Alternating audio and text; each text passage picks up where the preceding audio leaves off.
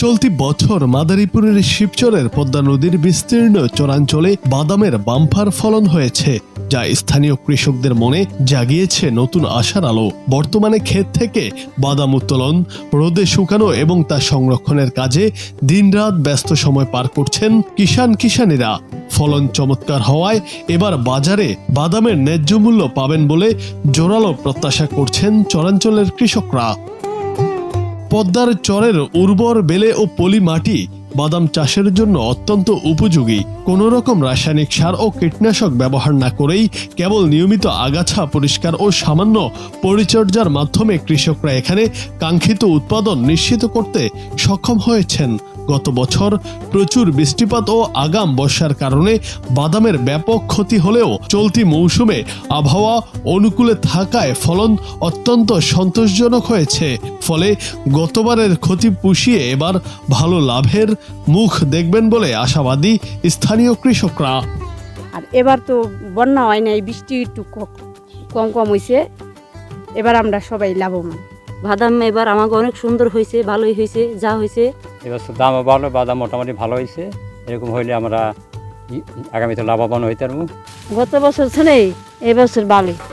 খারাপ হয় আল্লাহ দিলে ভালোই। এরকম যদি আল্লাহ দাম এরকম রাখে সরকারের, তাহলে আর আমরা ফসল বেশি করে করতে পারবো। স্বাদ, আকার ও গুণগত মানে অনন্য হওয়ায় দেশজুড়ে পদ্মার চরের বাদামের ব্যাপক চাহিদা রয়েছে। চলতি অর্থ বছরে শিবচর উপজেলায় প্রায় 690 হেক্টর জমিতে বাদামের আবাদ হয়েছে, যার মধ্যে কেবল চর জানাজাত ইউনিয়নে চাষ হয়েছে 120 হেক্টরে।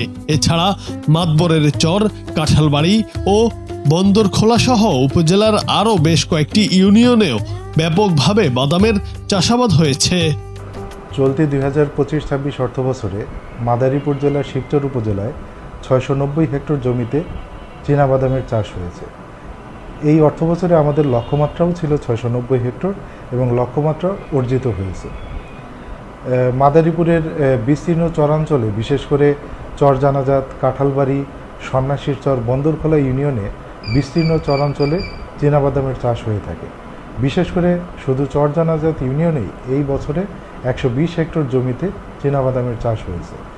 এই বছর আবহাওয়া অনুকূল থাকার কারণে ফলন ভালো হয়েছে এবং বাজার দর ভালো থাকার কারণে কৃষকরা আর্থিকভাবে লাভবান হয়েছে। এবং চরাঞ্চলের পতিত বালুময় জমিতে অন্য কোনো ফসল করার সুযোগ না থাকার কারণে, শুধুমাত্র চীনাবাদাম করার সুযোগ থাকার কারণে কৃষকরা দিন দিন চীনাবাদামের দিকে আগ্রহী হচ্ছে। আর কৃষি সম্প্রসারণ অধিদপ্তর সার্বক্ষণিকভাবে কৃষকদের পাশে থেকে প্রয়োজনীয় পরামর্শ দিয়ে যাচ্ছে। গত বছরের তুলনায় এবার উৎপাদন বেশ বেড়েছে এবং প্রতি হেক্টরে গড়ে প্রায় 2300 কেজি বাদাম উৎপাদিত হয়েছে। বর্তমানে মাঠ থেকে বাদাম উত্তোলনের কাজ প্রায় শেষ পর্যায়ে। মাঠেই গাছের শিকড় থেকে বাদাম আলাদা করে তা রোদে শুকানোর কাজে ব্যস্ত সময় পার করছেন কিষাণীরা। বাজারে বর্তমান দাম বেশ ভালো হওয়ায় অনেক কৃষক আগেভাগেই বাদাম বিক্রি শুরু করেছেন। মন প্রতি 6 থেকে 8 হাজার টাকা দরে বিক্রি হচ্ছে বাদাম। কৃষকদের ব্যাপক আগ্রহ, অনুকূল আবহাওয়া এবং চরের উপযোগী মাটির কারণে প্রতি বছরই এই অঞ্চলে বাদাম চাষের পরিধি ক্রমাগত বৃদ্ধি পাচ্ছে। জুনায়েদ আহমেদ, বাংলা টিভি।